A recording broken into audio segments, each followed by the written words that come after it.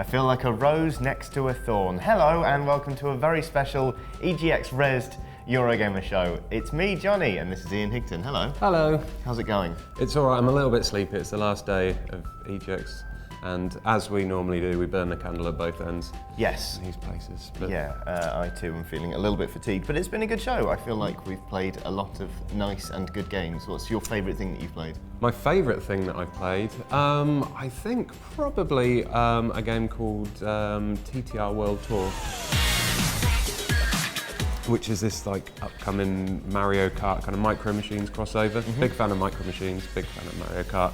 And this game was made by Nick Burkham, who was the original designer on Wipeout. So he's got a really good pedigree on combat races. So it feels great, it looks great, and I got a good hands-on with it, interviewed him for a bit, and yeah, I really enjoyed that one. I would struggle, I think, to pin down like one game in particular that I've played that I really, really enjoyed. Rezzed, like kind of as ever, has reminded me that it's a really good show for local multiplayer games. So there was Oh My God Heads, which we played in the Square Enix Collective, which is like capture the flag, but you've got like the head of a god on your head. And you have to smash the other people, and you can throw pies at them in order to kind of get them out of the way and steal the head for yourself.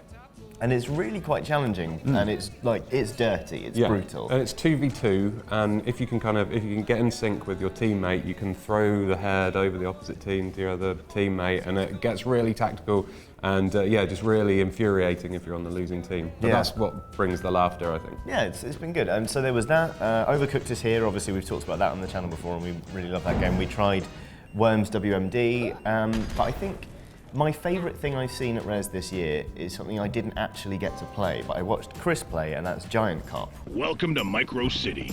Don't get too comfortable. I'm getting reports of a publicly intoxicated individual on a nearby rooftop.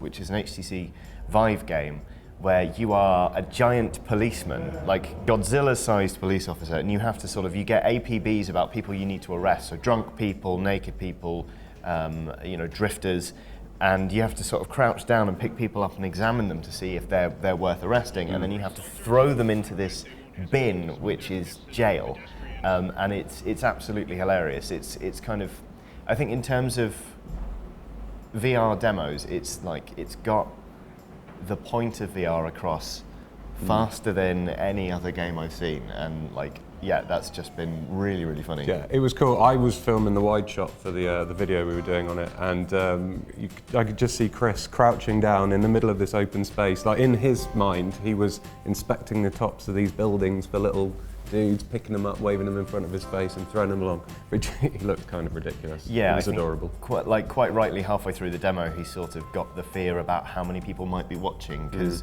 it was right at the start of the day. There were only about 4 people in the room when he started, and then there was a proper crowd by the end, and that's never a good feeling when you take off that headset. No. But you know, all right, though. Talking of VR, you and I yesterday both had a go on PSVR, which was really exciting. It was exciting, and we both had completely different experiences. Yes, you nearly threw up. I nearly threw up, and you had a good time. I did, I had a very good time. What did you play? I played East London Heist. Keep your eyes peeled. You ain't clear yet. So it puts you in the shoes of an East London gangster, and you are basically in a van driving down this big sort of dual carriageway motorway type thing, maybe the North Circular, I don't really know. But you're the passenger in this van, and you get given an Uzi because you've just pulled off a heist, and now lots of people on motorbikes and armoured cars are coming to kill you. And it's kind of cool. You can open the car door and lean out and shoot people, but you have to manually reload the gun. So you have to pick up a clip and put it in the bottom of the gun. You're doing this with the Move controllers, and aiming was a little bit indistinct, but reloading was super satisfying.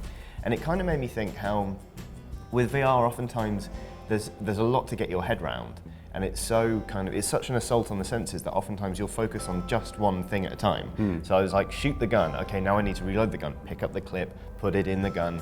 It wasn't until about halfway or 2/3 of the way through this demo, I thought, well, I'm shooting, but I know where the clips are, so why don't I just reach out and grab one, then I'll be ready, and then everything flowed a lot more smoothly. Yeah. It was kind of like when I played Eve Valkyrie, because you've got your normal gun which shoots forward from the nose of your craft, and you always have to think about where the nose of your spaceship is going, and you use the controller to handle that. But you've got another weapon that you target by looking around the space. So you stare at somebody and it rigs up missiles and then sends them out. And oftentimes with VR experiences, more so than other video games, you really have to split your kind of attention and think about what you're doing, like with your hands in one sense, but there's also just other factors that you need to think about, which is really cool.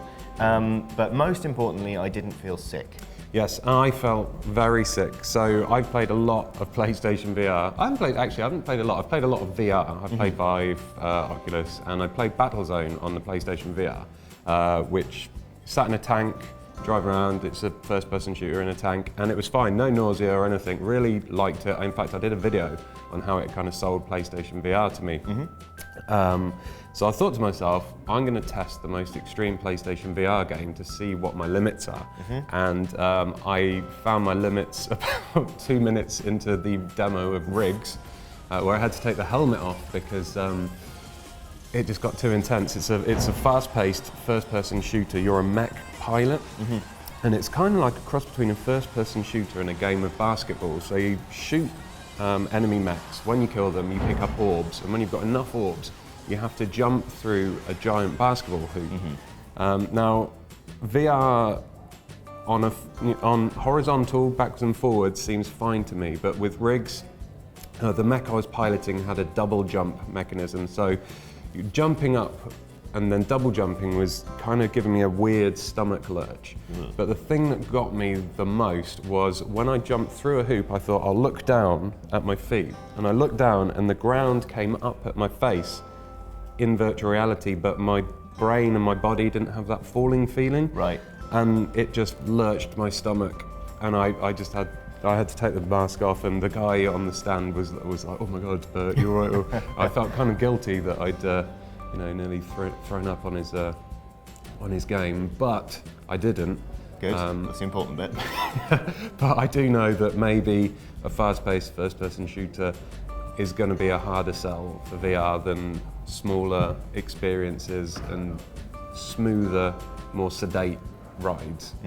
Interesting. Well, I figure we should probably wrap things up from there, but here's a casual reminder that last week's Eurogamer Show was all about how and why we get motion sick during VR and what people do to combat that. You tied that in really well. Thank you very much. I suggest you go watch that.